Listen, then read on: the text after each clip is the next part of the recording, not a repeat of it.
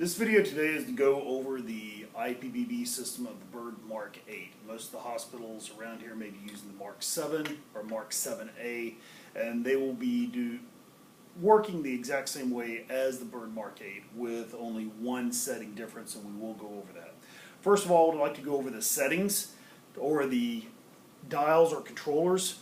Right on this side, this red toggle right here, you can push in or out in order to trigger a breath. This knob on this side, as you can see, is the sensitivity. As the number goes lower, it is easier to breathe. As it goes higher, up to 40, it is harder to breathe. As you come around to the face, we have our manometer, pressure manometer. The blue side is positive, the pink side is negative. So you don't want the patient sucking all the way up over here in order to trigger a breath. That's just way too much work. So as the pressure goes in, as the gas goes in, you will go up to 10, 20, 30, whatever your set pressure is. Use the manometer to set the pressure. Do not use the dial on the side. This is the flow rate, inspiratory time. As the numbers get higher, the flow gets higher. As the numbers get lower, the flow gets slower. Use this as a reference. These numbers do not correlate with centimeters of water or liters per minute or anything. They are reference numbers. So if you want a shorter I time, a TI, shorter TI, make the flow higher.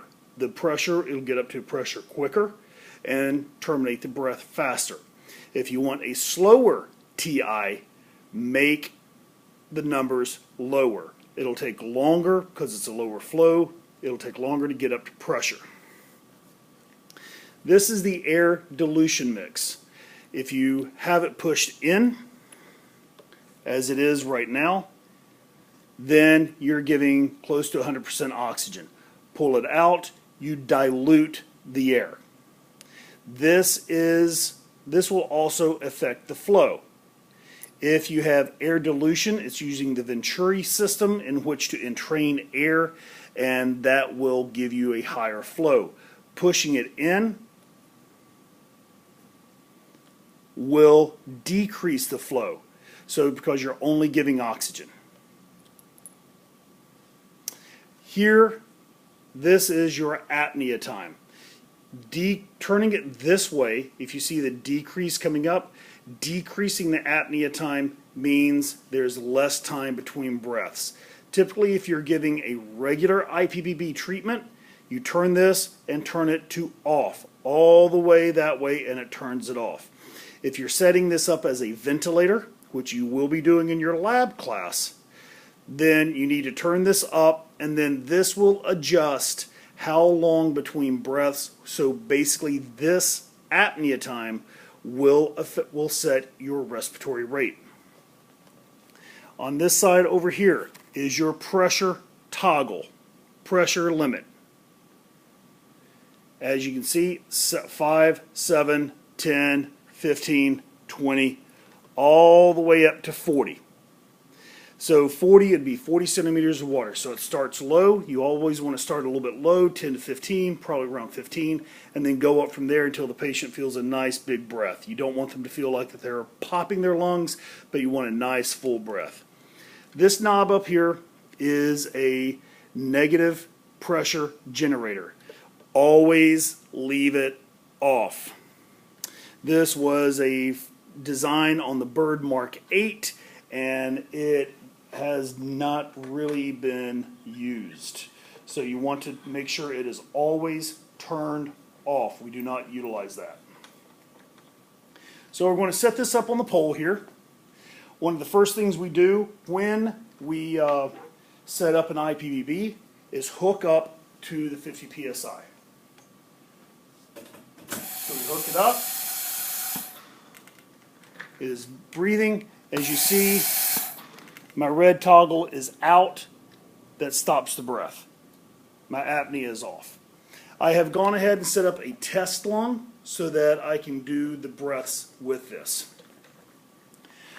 So with this, I'm going to start off with a flow of 20. Again, that's just a reference number of 20. I'm going to set up my inspiratory pressure on 20. And my sensitivity really does not matter right now because I do not have a patient breathing on it. In order to manually trigger, I would push in, let it go out. Remember I said to use the manometer in order to measure your pressure. That's a little over 20. So I need to take it down just a hair.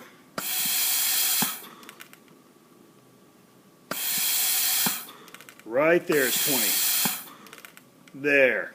Let it come back to 0. There we go. That is how we set it up. If you want to slow down and give a longer eye time, as I said, let's take this down to 10 and see how long it takes.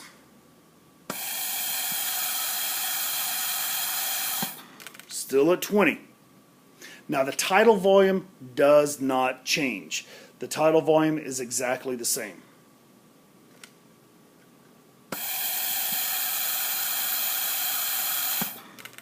Okay, so if we take this back up to 20. Now, if someone needs a bigger tidal volume, how do you do that?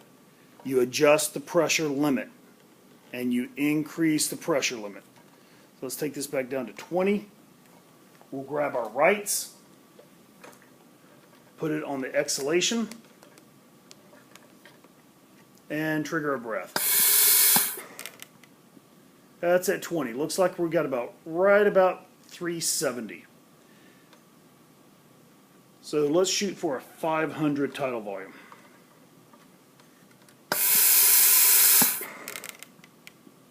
Oh, so close.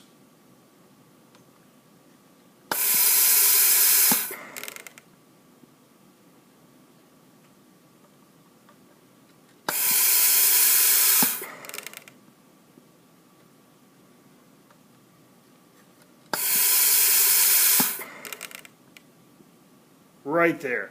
So I increased the pip. Let's see what the pip is now up to in order to get a 500 tidal volume. So I had to increase it to just below 25 centimeters of water pressure in order to increase the tidal volume. Okay, and as I said, we've got a 500 cc tidal volume. Now, using that setting, let's decrease the flow down to 10 and see how that affects our tidal volume.